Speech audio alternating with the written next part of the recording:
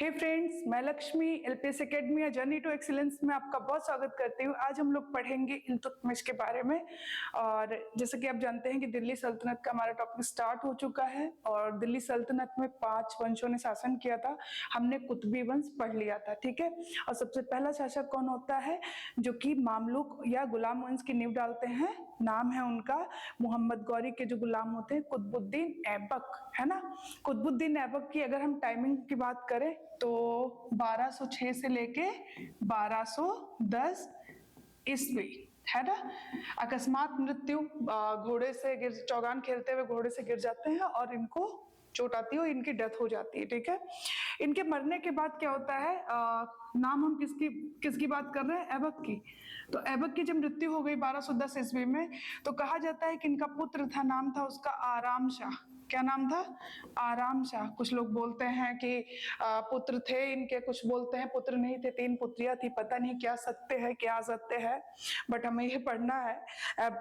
शासक कौन आया था ये जानना है हमें। तो इनका पुत्र आराम शाह, ठीक है, इसको गद्दी पर बिठाया जाता है। और ये आराम शाह जो है 1210 में आते हैं और 1210 में ही ये हट जाते हैं। होता क्या है, ये एक अयोग्य शासक थे और एक अयोग्य शासक कभी भी शासन व्यवस्था को अच्छे से नहीं चला सकता, सुव्यवस्थित ढंग से नहीं चला सकता।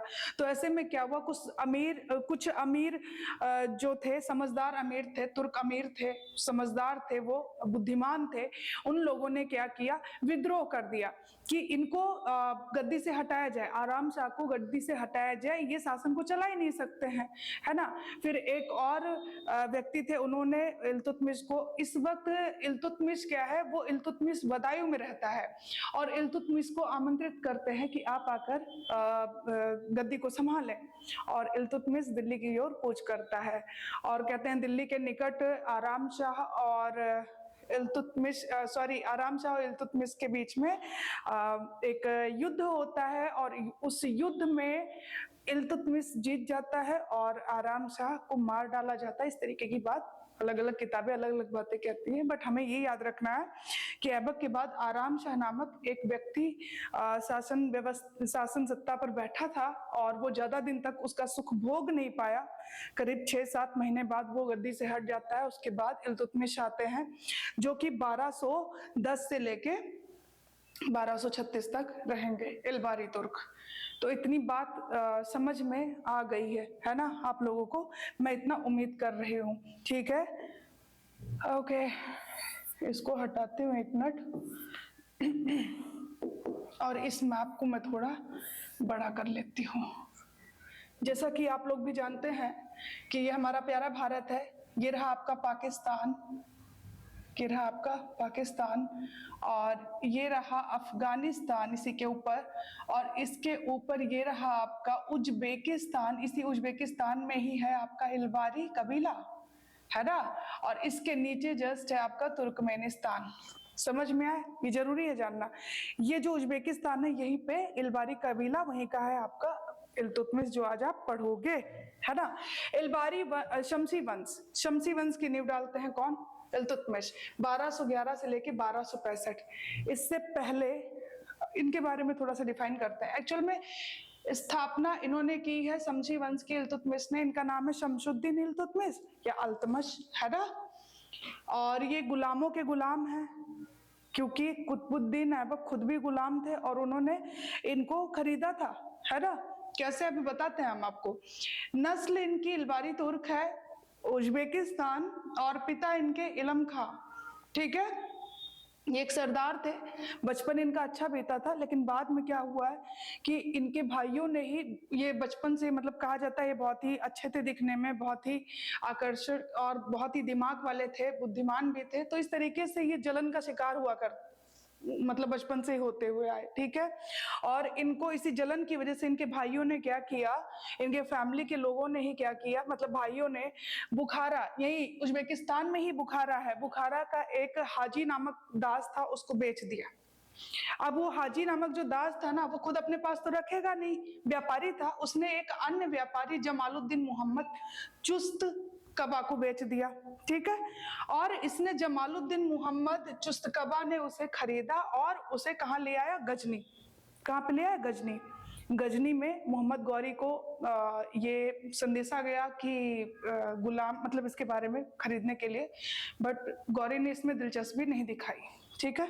और कहा जाता है कि वहां पे खरीद बिक्री की बात भी नहीं, मतलब खरीद बिक्री की नहीं जा सकती थी।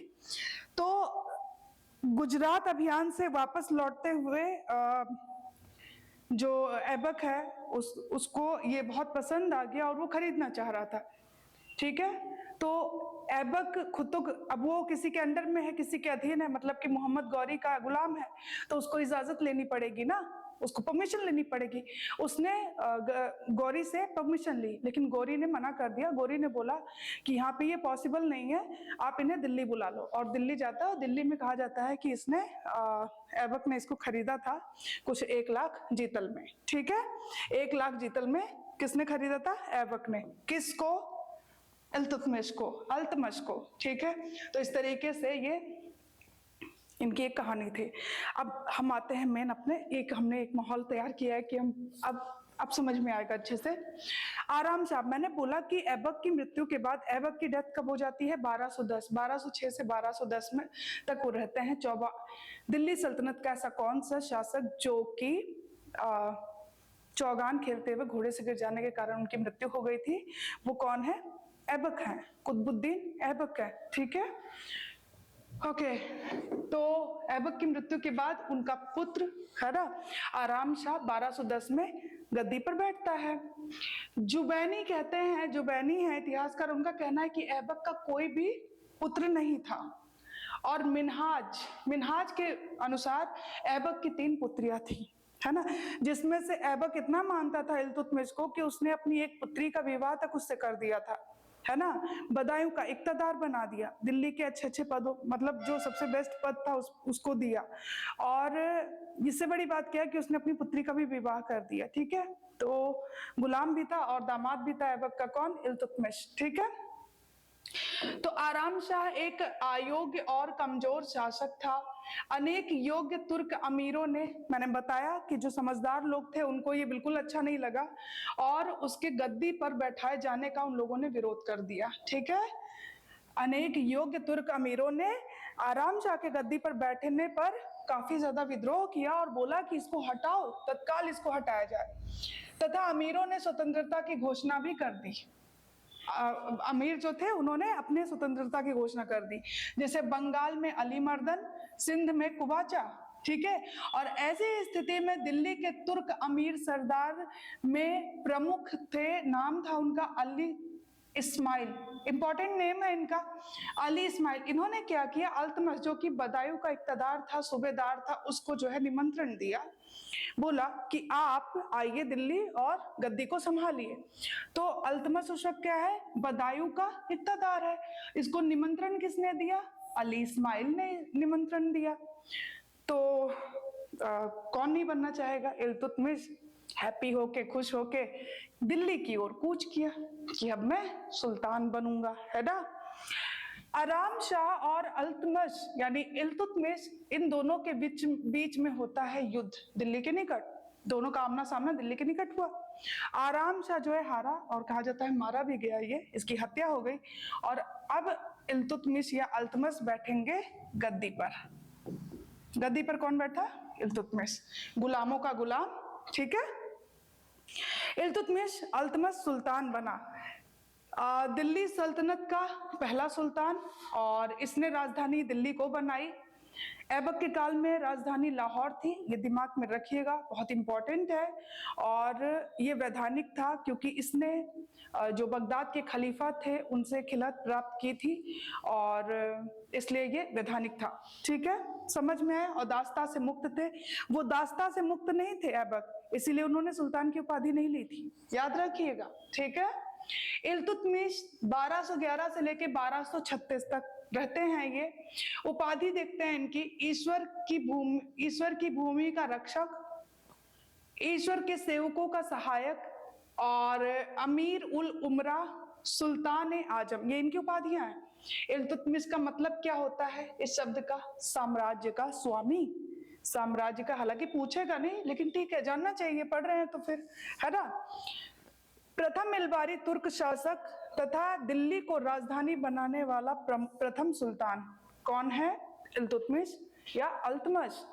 सुल्तान पद, अब अगर सुल्तान पद की बात करें 1229 ईस्वी में इनने स्वीकृति ली, बगदाद के खलीफा अल मुंतसिर बिल्ला, इनका नाम याद रखिएगा, अल मुंतसिर बिल्ला से प्राप्त की। खलीफा ने उसे सम्मान सूचक वस्त्र, खिलअत और विशिष्ट अधिकार पत्र भी प्रदान किया। ओके, दिल्ली सल्तनत का प्रथम वैधानिक सुल्तान इल्तुतमिश। और सोर्स क्या है, कैसे पता चलता है? तो तबकाते नासिरी मिन्हाज उस सिराज की, तबकाते नासिरी इससे पता चलता है। ऐसे भी क्वेश्चन आता है कि तबकाते नासिरी किसने लिखी है? तो मिन्हाज उस सिराज ने। ठीक है, इंपॉर्टेंट। चलो आगे देखते हैं कार्य और उपलब्धियां। देखिए इनकी जर्नी कैसी रही, बुखारा, बुखारा से गजनी, गजनी से फिर किस तरीके से दिल्ली और फाइनली दिल्ली में सुल्तान पद पे, है ना।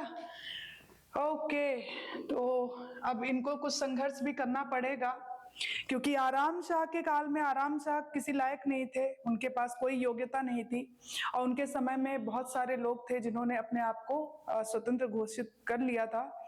तो उनसे भी इसको इल्तुतमिश को काफी संघर्ष करना पड़ेगा।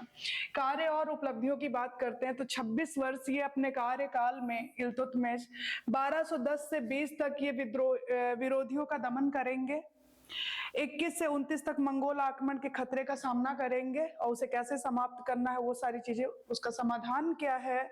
और 1229 से 36 सत्ता को सुदृढ़ करते हैं। तो 3 में बांटा जाता है इनके काल को। 26 वर्ष का जो कार्यकाल है इल्तुतमिश का, 10 से 20 विरोधियों का दमन, 21 से 29 मंगोल आक्रमण के खतरे का सामना और उसका समाधान, 29 से 36 सत्ता को सुदृढ़ बनाना।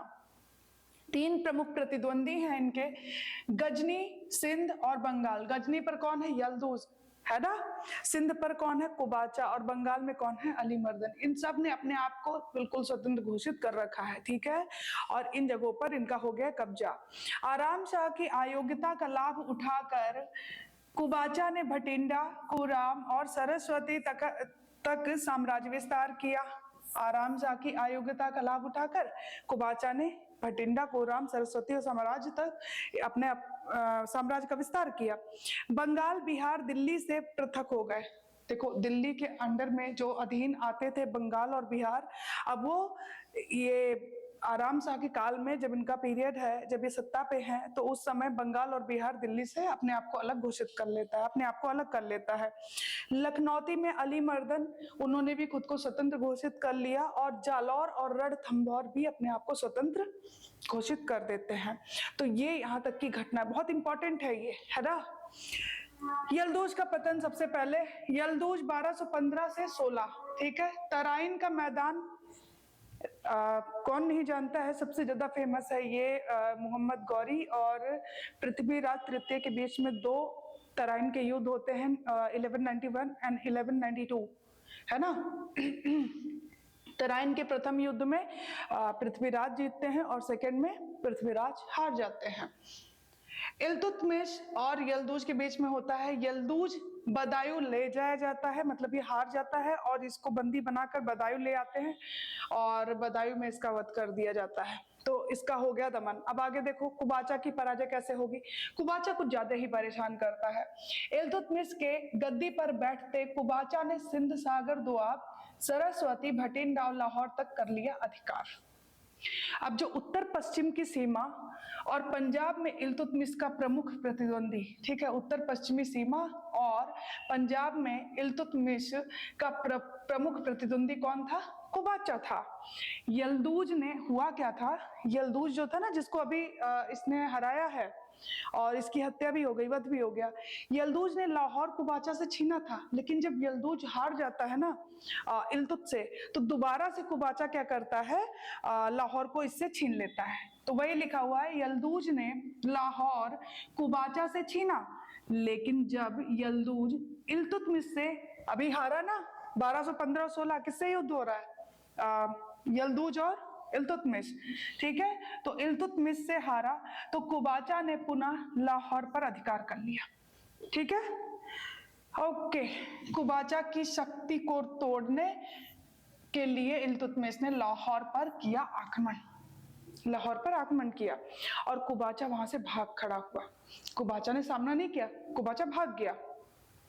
इल्तुतमिश रुकने वाला कहाँ था? इल्तुतमिश उसका पीछा करते हुए उसके पीछे पीछे भागने लगा, वो भी। और चिनाब के निकट, मतलब चिनाब रिवर जो है उसके पास एक जगह है मंसूरा, मंसूरा के निकट युद्ध होता है। उस युद्ध में कुबाचा हारता है, और कुबाचा हारता है और फिर होता क्या है कि लाहौर पर कब्जा कर लेता है इल्तुतमिश। और कब्जा ही नहीं करता, वहां पे अपने पुत्र नसीरुद्दीन जो है उसको नियुक्त कर देता है। तो लाहौर में किसको नियुक्त किया? नसीरुद्दीन को। किसको हराया? कुबाचा को। ठीक है, कुबाचा मैंने बोला ना ज्यादा ही परेशान करेगा। अब आगे देखिए, सिंध में कुबाचा की शक्ति शेष बची हुई है अभी। सिंध में तो अभी नहीं कुछ हुआ है ना इसका। 1221 ईस्वी में मंगोल विजेता चंगेज खा एक विशाल सेना लेकर सिंध की ओर बढ़ा। कहां बढ़ा? सिंध की ओर बढ़ा। ठीक है, मंगोल विजेता, चंगेज खा का नाम उस वक्त चंगेज खा मतलब नाम भी सुनते थे तो जो ये थे शासक थे इधर उधर वो घबरा जाते थे। ठीक है, तो इल्तुतमिश ने मंगोल खतरे को देखते कुबाचा पर ध्यान नहीं दिया। वो कुबाचा पे ध्यान दे या मंगोल खतरे को देखे कि मंगोल आक्रमण ना कर दे, तो उसके दिमाग में उस समस्या का समाधान करने में वो बेचारा लगा हुआ था। इधर कुबाचा पर उसने ध्यान नहीं दिया। जलालुद्दीन मांग बरनी पर चंगेज खान ने किया आक्रमण। वो बेचारा जो जलालुद्दीन मांग बरनी है वो गया इल्तुतमिश के पास, बोला कि मेरी सहायता करिए, मुझे बचाइए। इल्तुतमिश ने उससे पूछा कि क्यों, क्या हुआ, किसने आक्रमण किया तुम पे? तो इसने नाम लिया चंगेज ने। इल्तुतमिश मतलब अंदर से बिल्कुल हिल सा गया। उसने बोला, उसने सीधा इनकार कर दिया, बोला कि कौन अपनी जान जोखिम में डाले, और उसने इसको शह देने से मना कर दिया। ठीक है, मांग बरनी वापस चला गया। मांग बरनी ने इल्तुतमिश से सहायता मांगी पर इल्तुतमिश ने मना कर दिया। पुनः 1227 में, अब मांग बरनी जा चुका है, पुनः 1227 में है ना, पुनः कुबाचा पर चढ़ाई किया। किसने? अब ये फ्री हो चुका है इल्तुतमिश, तो कुबाचा पर चढ़ाई किया, उच्च और मुल्तान की ओर बढ़ा और कुबाचा भागकर भक्कर के पास गया। भक्कर कहाँ पे है? निचला जो सिंध वाला क्षेत्र है वहां पे एक जगह है भक्कर, और वहां पे शरण ली। और खुद नहीं गया इल्तुतमिश के पास, इसका बेटा था, नाम था उसका बहराम मसूद। उसको बोला कि तुम इल्तुतमिश के पास जाओ और उससे संधि सहायता, है ना, तो संधि के लिए भेजा बहराम मसूद को। लेकिन इल्तुतमिश कहाँ मानने वाला था, उसने सीधा कर दिया मना। और मना ही नहीं किया, इसके पुत्र मसूद को ना उसने कर लिया, मतलब बंदी बना लिया। ये जैसे ही इसने सुना ना, तो कहा जाता है कि कुबाचा सिंधु जो रिवर थी उसमें मजबूर होके आत्महत्या कर लेता, कूद कर, मतलब मर ही जाता है और क्या, आत्महत्या करता है। ठीक है, कूद उसमें नदी में कूद कर जान दे देता है। ठीक है, ओके, तो इनका किस्सा खत्म। उच्च और मुल्तान को भी दिल्ली में अब मिला चुके हैं इल्तुतमिश। चलो आगे देखते हैं। सिंध विजय के लिए इल्तुत ने निजामुद्दीन जुनैदी, ये इसका वजीर था, बहुत करीबी था इल्तुतमिश के, तो निजामुद्दीन जुनैदी को सिंध विजय के लिए वहां पे नियुक्त कर दिया। मंगोल आक्रमण से दिल्ली सल्तनत को सुरक्षित रखने के लिए सिंध राज्य का प्रयोग मध्यवर्ती राज्य के रूप में इल्तुतमिश ने किया। सत्ता को अब हमने ये देख लिया किस तरीके से इसने विद्रोह किया, विद्रोह को रोका, मंगोल आक्रमण। अब हम देखेंगे अपनी सत्ता को कैसे सुदृढ़ कर रहे हैं इल्तुतमिश। तो सबसे पहले बंगाल बिहार का विजय। देखिए, ऐबक के समर्थन से आपको अच्छी तरीके से पता है, पहला वाला पार्ट देखिएगा।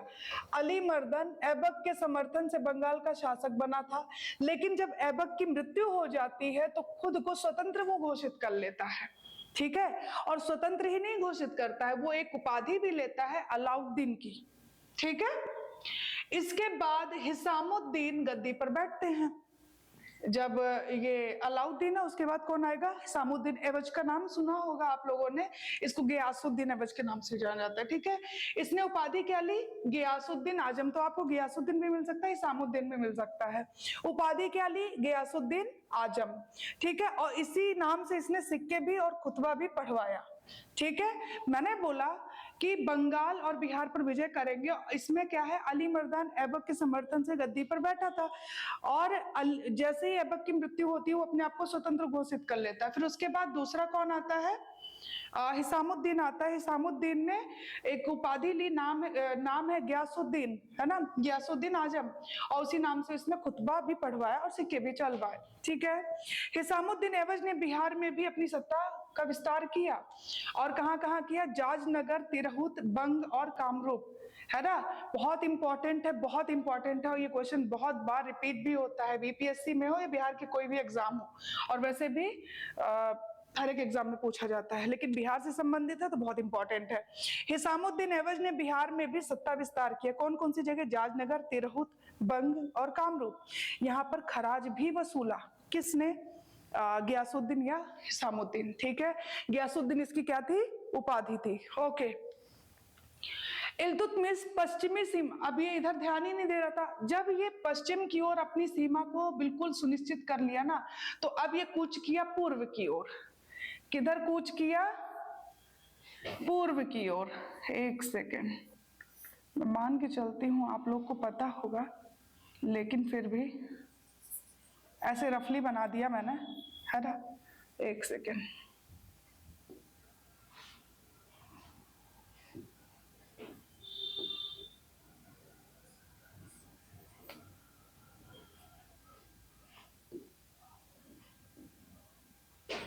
ये पूर्व की ओर है ना, और इधर क्या है, ये पश्चिम।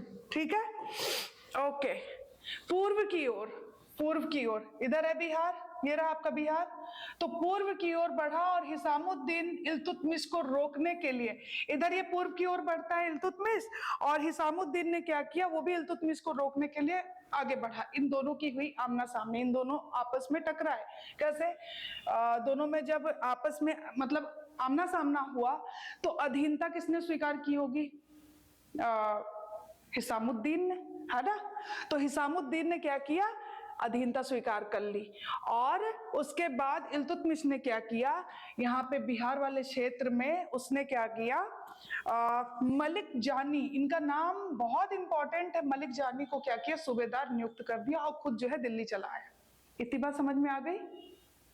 पश्चिम की ओर अपना राज्य विस्तार करके, अपनी सीमाएं निर्धारित करके इल्तुतमिश पूर्व की ओर बढ़ा। इधर जो हिसामुद्दीन था, गयासुद्दीन था, उसको लगा कि ये पूर्व की ओर आ रहा है, तो वो भी उसे रोकने के लिए आगे बढ़ा। इन दोनों की हुई टकरार, और फाइनली कौन हारता है, जो हिसामुद्दीन है, और हिसामुद्दीन ने इसकी अधीनता स्वीकार कर ली, और उसकी जगह पे, हिसामुद्दीन की जगह अब किसको बैठाया, मलिक जानी को सूबेदार बनाया इल्तुतमिश ने। ये बात समझ में आ गई, मलिक जानी का नाम बहुत इंपॉर्टेंट है, और खुद चला गया दिल्ली। जब ये दिल्ली चला गया ना इल्तुतमिश, फिर से कहाँ मानने वाला था, हिसामुद्दीन या गयासुद्दीन, इसने क्या किया, जो मलिक जानी है उसको हटा दिया, दिल्ली से भगा दिया, अरे सॉरी, बिहार से भगा दिया। ठीक है, और देखिए लिखा हुआ, मलिक जानी को बिहार से निकाल कर हिसामुद्दीन ने अधीनता अस्वीकार कर ली। इसने बोला कोई मैंने उसकी अधीनता स्वीकार नहीं की थी, मैं इससे बिल्कुल इनकार कर रहा हूँ। इल्तुतमिश को ये बात पता चली, उसको खबर पहुंचाया गया कि ऐसी ऐसी बात है, और मलिक जानी को हटा दिया गया, और खुद जो है उसने बोला कि मैं किसी के अधीन नहीं हूँ, मैं बिल्कुल स्वतंत्र हूँ।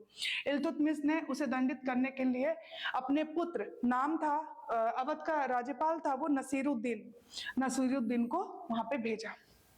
अब नसीरुद्दीन को जब भेजा ना, तो नसीरुद्दीन तुरंत नहीं जाते हैं, एक सेकेंड,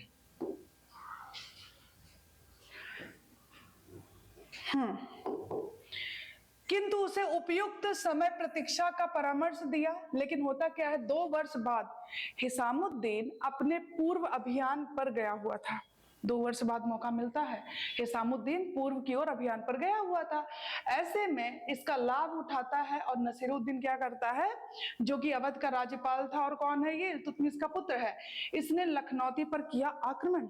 ठीक है, हिसामुद्दीन राजधानी की रक्षा के लिए, सुरक्षा के लिए बेचारा भागा, है ना, आया, लेकिन मारा गया। इनका भी किस्सा हो गया खत्म, हिसामुद्दीन भी खत्म हो गए।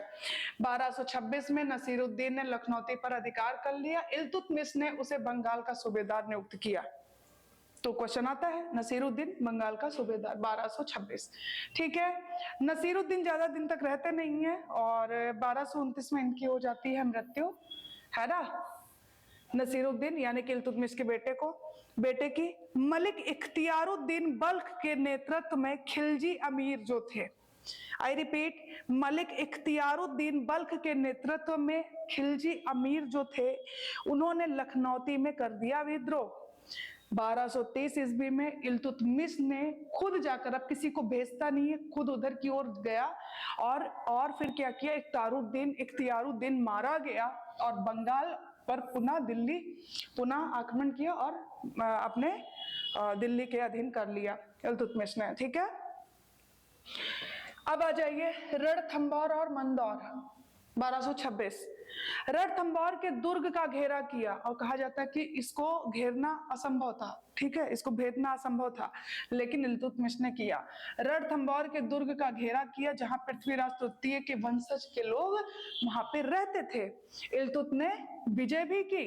कहा जाता है, ऐसी कहावत है कि 70 शासन विजय पाने में असफल रहे हैं, है ना। किसके लिए कहा गया? रणथंभौर। जालौर, बयाना, थंगीर, अजमेर और नागौर 1228 से 29 ईस्वी के बीच में। ठीक है, इस पर चौहान राजा उदय सिंह का शासन था और इस पे भी इसने क्या किया, वार्षिक कर देने के लिए, मतलब उदय सिंह को अधीन कर लिया और वार्षिक कर देने के लिए इसको बाध्य कर दिया। ठीक है, उदय सिंह को। फिर आ जाइए, शासन व्यवस्था को सुव्यवस्थित रूप से चलाने के लिए गुलामों का एक दल बनाया। तुर्काने चेहलगानी या चिहलगानी कई जगह मिलेगा। 40 जो सरदार थे, तुर्क सरदार थे, उनका एक संघ था, उनका एक गुट था और यही लोग क्या करते थे, गुलाम वंश की जो शासन व्यवस्था थी उसको चलाने में सहायता करते थे। इस दल के सदस्यों को अच्छे अच्छे पदों पर नियुक्त किया जाता था। आप जानोगे कि आगे जाके बलबन ने इसको खत्म कर दिया था। ठीक है, एकता व्यवस्था गठन किया, मतलब कि सैलरी में मतलब पैसे ना देके जमीन वगैरह दे देना। ठीक है, एकता प्रणाली इसने स्टार्ट किया था। और हश्मे कल्ब सुल्तान की व्यक्तिगत सेना थी ये हश्मे कल्ब। न्याय के लिए महल के मुख्य द्वार पर इसने संगमरमर की मूर्तियां बनवाई और उनके गले में टंगवा दिया घंटी।